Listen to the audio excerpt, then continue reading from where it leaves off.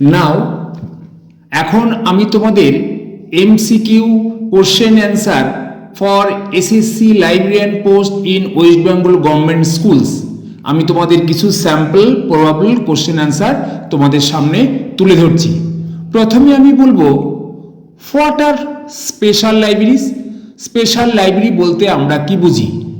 Who are specific for the point of view of collection users and services, অর্থাৎ যে সমস্ত গ্রন্থাগারের মানে পয়েন্ট অফ ভিউ থাকবে, স্পেসিফিক নির্দিষ্ট কোনো একটা পয়েন্ট অফ ভিউ থাকবে, তার কালেকশন ডেভেলপমেন্ট, কোন টাইপের ইউজার আসেন এবং সেই ইউজারদের কিভাবে আমি পরিষেবা দেব, এই তিন ধরনের উপর বিচার করে আমরা স্পেশাল লাইব্রেরি বলে থাকি। Number 2, the demand of users in special libraries mainly is through the, আচ্ছা আমরা এবার বলতে পারি অ্যান্সারটা হবে subject of the book. Special লাইব্রেরির ক্ষেত্রে ইউজাররা তাদের ডিমান্ড সবসময় তাদের স্পেসিফিক সাবজেক্টের উপর, তারা নির্দিষ্ট বিষয় ছাড়া অন্য বিষয়ের বই তারা সার্চ করতে চায় না, তাহলে তাদের নির্দিষ্ট স্পেশাল লাইব্রেরিজ মেনলি সার্চ কি করে? Subject of the book. Number 3, the library for blind and handicapped located at Dehradun, what kind of this libraries? তাহলে আমরা এই যে ব্লাইন্ড লাইব্রেরি বা হ্যান্ডিক্যাপদের লাইব্রেরির জন্য দেরাদুনে যেটা অবস্থিত, এটা কোন ধরনের লাইব্রেরি বলবো? একদম obviously it is special library, কারণ এটা একটা নির্দিষ্ট স্পেসিফিক টাইপ অফ ইউজারদের জন্য। ব্লাইন্ডের জন্য আমরা তাদের যে সিস্টেম তারা পড়াশোনা করে বেল সিস্টেমে, তাদের বইগুলো বেল সিস্টেমে থাকবে। হ্যান্ডিক্যাপড যদি হয় তাহলে সেই লাইব্রেরিতে সে উঠবে কি করে, তার জন্য তার ব্যবস্থা, তার বসার জায়গা, তার সমস্ত রকম ফেসিলিটির ব্যবস্থা রাখতে হবে। তাহলে এই ধরনের নর্মাল ইউজারের ক্ষেত্রে বা তাদের থেকে এরা একটু আলাদা, তাহলে এই জন্য এদেরকে স্পেশাল লাইব্রেরি বলা হয়।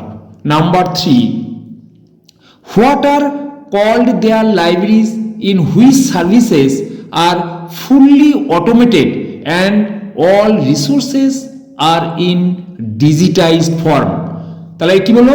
আমরা যে সমস্ত গ্রন্থাগারের যে সমস্ত কাজকর্ম আমরা অটোমেটেড হবে এবং সমস্ত ডকুমেন্ট বা রিসোর্স ডিজিটাইজড ফরম্যাটে পাওয়া যাবে, তাহলে এই ধরনের গ্রন্থাগারকে আমরা কি বলবো? তাহলে আরেকবার বলি, what are called those libraries in which services are fully automated and all resource are in digitised form.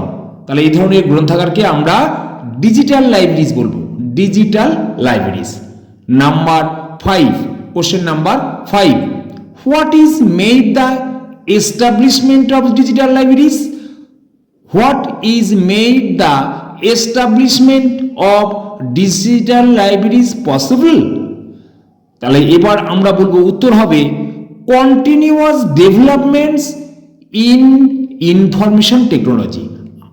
Continuous development in information technology, অর্থাৎ আমরা ডিজিটাল লাইব্রেরি যদি আমরা করতে চাই, এস্টাবলিশ করতে, তাহলে কিন্তু সম্ভব, কিন্তু সেটা সবসময় কন্টিনিউয়াস প্রসেসে ডেভেলপ করতে হবে আমার টেকনোলজির সঙ্গে সম্পর্ক রেখে, এবং যে আমাদের ডিজিটাল যে নন প্রিন্টেড যে ইনফরমেশন বা রিসোর্স আছে সেগুলো আমরা যাতে লাইব্রেরিতে ইউজারদের সাপ্লাই দিতে পারি বা ইউজাররা ব্যবহার করতে পারে, তার জন্য আমাদের কন্টিনিউয়াস প্রসেসে টেকনোলজি ডেভেলপমেন্ট, যেমন ইন্টারনেট ব্যবস্থা এবং কম্পিউটার সিস্টেম, এগুলো ডেভেলপ করে চলতে হবে, তাহলেই আমাদের ডিজিটাল লাইব্রেরি পসিবল।